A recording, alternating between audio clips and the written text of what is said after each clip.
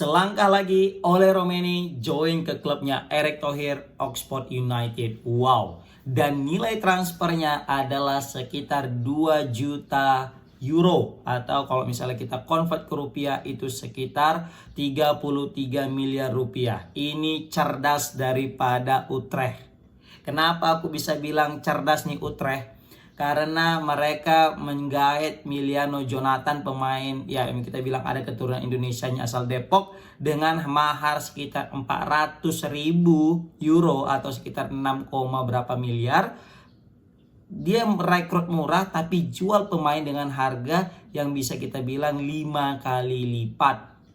Ini luar biasa marketing daripada FC Utrecht. Maka dari itu wajar ya kita lihat FC Utrecht terus tetap eksis di dunia persepak bolaan Belanda karena mereka menghasilkan bibit-bibit pemain yang beken, kemudian mereka jual, dan ketika itu mereka cari lagi talent-talent yang muda, dia rawat lagi, dia kembangkan lagi, dia jual lagi kemudian hari. Dan itu patut kita apresiasi langkah FC Utrecht. Oke, tetapi kita nggak fokus di situ, kita fokus ke Ole Romeni.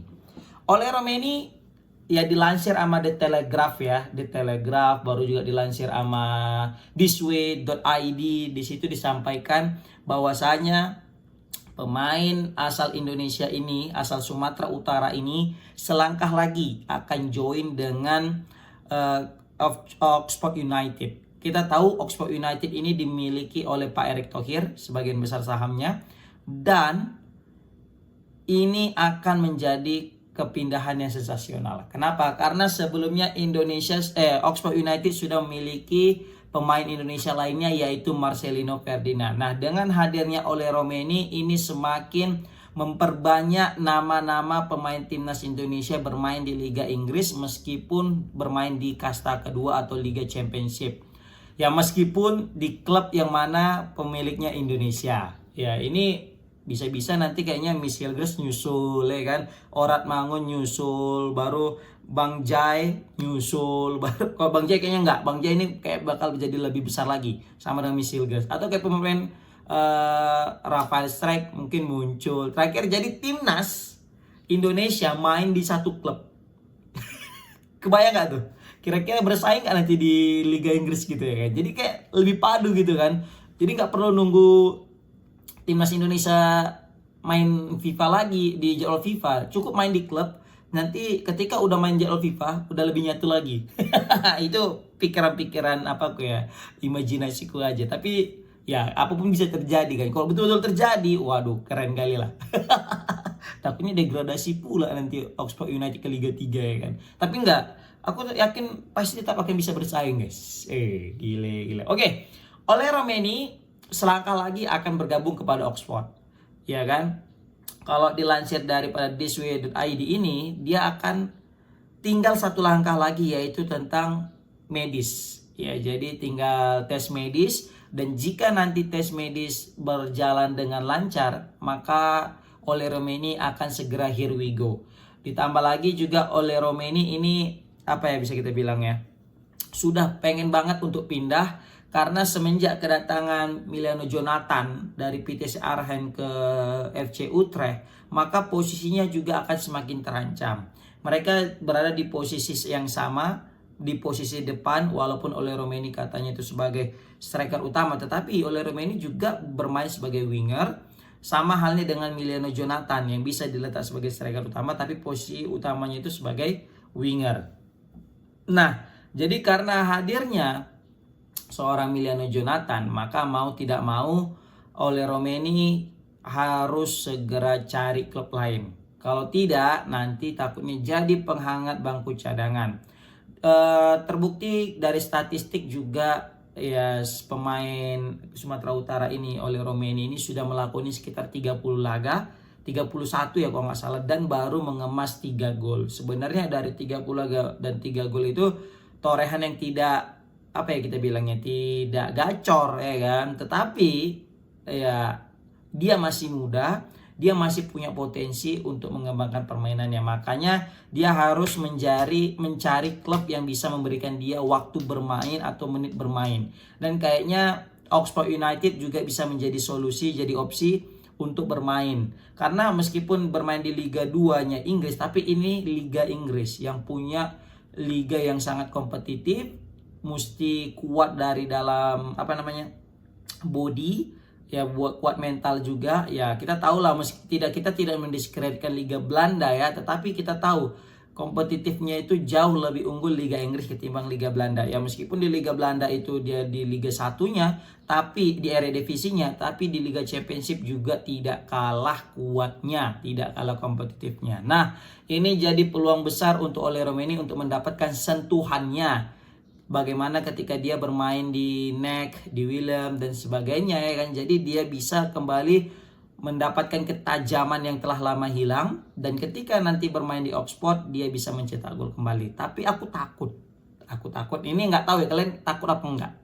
Bukan takut sih, tepatnya khawatir. Apa kekhawatiran kita?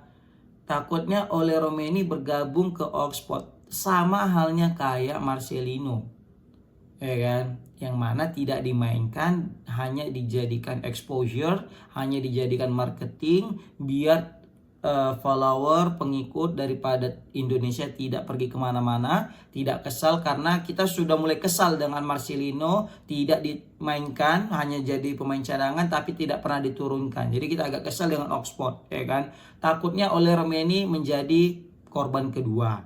Tapi ya, karena mengingat kualitas Ole Romeni juga di atas Marcelino, mungkin bisa jadi yang kutakutkan, yang kukhawatirkan ini tidak terjadi. Karena Ole Romeni juga sudah punya pengalaman main di Liga Belanda dan turun rutin.